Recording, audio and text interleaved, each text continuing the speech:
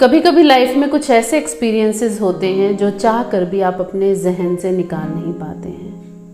Life में आप कहीं पर भी पहुंच जाएं, लेकिन जो आपके चाइल्डहुड ट्रॉमास होते हैं या कुछ ऐसे एक्सपीरियंसेस होते हैं जिनकी छाप हमेशा आपके दिल और दिमाग पर लगी रह जाती है।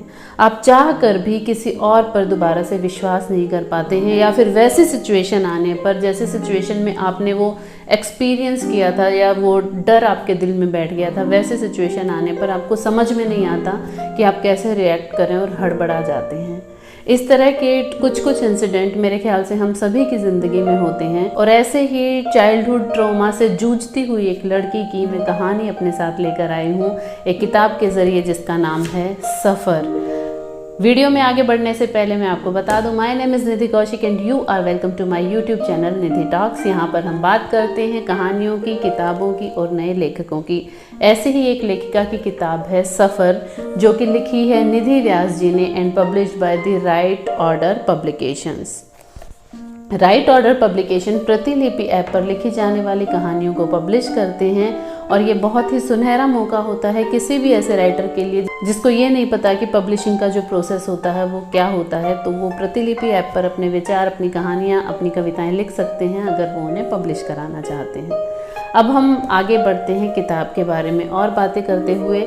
इस कहानी का टाइटल है सफ़र, और इस सफ़र को मैं कह सकती हूँ कि अगर SUFFER सफ़र इंग्लिश वाला भी लिखते तो शायद सुटेबल होता, क्योंकि इसमें निधि व्यास जी ने एक बहुत ही खूबसूरत कहानी लिखी है जो अमूमन हम आसपास देखते हैं। अगर आप जाएं बैकवर्ड एरियाज़ में या फिर कुछ अच्छी सोसाइटीज़ में भी कुछ ऐसी लड़कियां होती हैं जिनके साथ ऐसा बर्ताव होता है जैसा इसमें हुआ नलिनी के साथ। नलिनी एक ऐसी लड़की है जो एक गरीब परिवार से बिलोंग करती है, जिसके पिताजी का छोटा मोटा खिलौने बनाने का व्यापार है, और वो चाहते थे हमेशा कि उनके घर में एक लड़का पैदा हो, जो कि मिडिल क्लास फैमिलीज़ में हमेशा से ही माना जाता है कि वंश को बढ़ाने के लिए लड़का ही ज़रूरी होता है।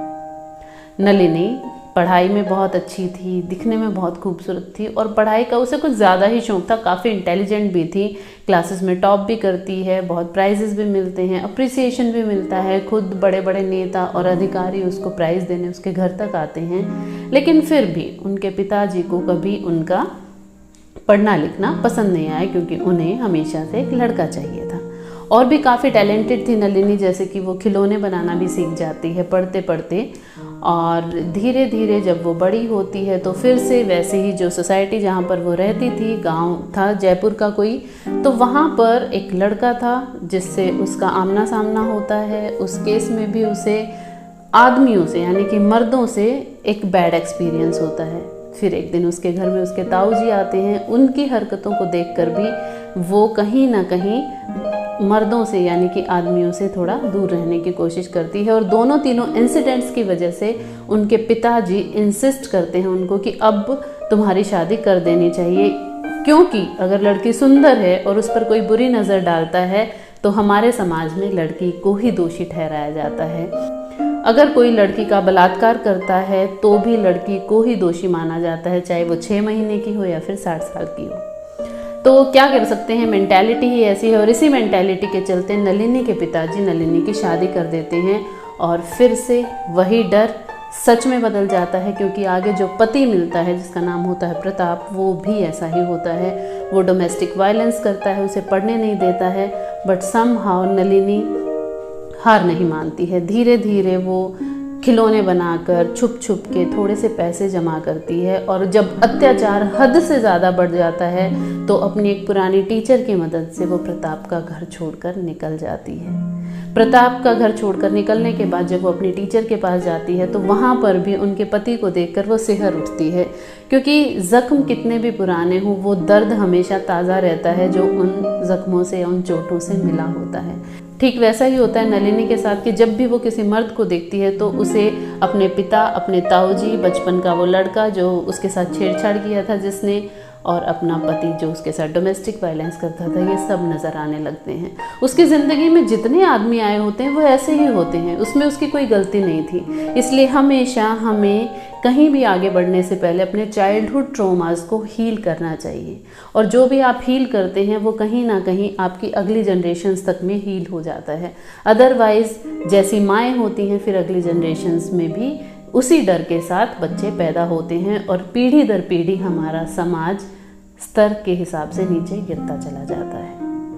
नलिनी जब घर से भाग जाती है, वो अपने पैरों पर खड़ी होने के लिए फिर से पढ़ाई शुरू करती है, और फिर से मिलती है एक आदमी से जो पहली ही नज़र में उसके प्यार में पड़ जाता है, जिसका नाम होता है कबीर। लेकिन फिर भी नलिनी उस पर भी भरोसा नहीं कर पाती, क्योंकि अभी तक उसको ज़िंदगी में एक भी आदमी ऐसा नहीं मिला था जिस पर वो विश्वास कर सके।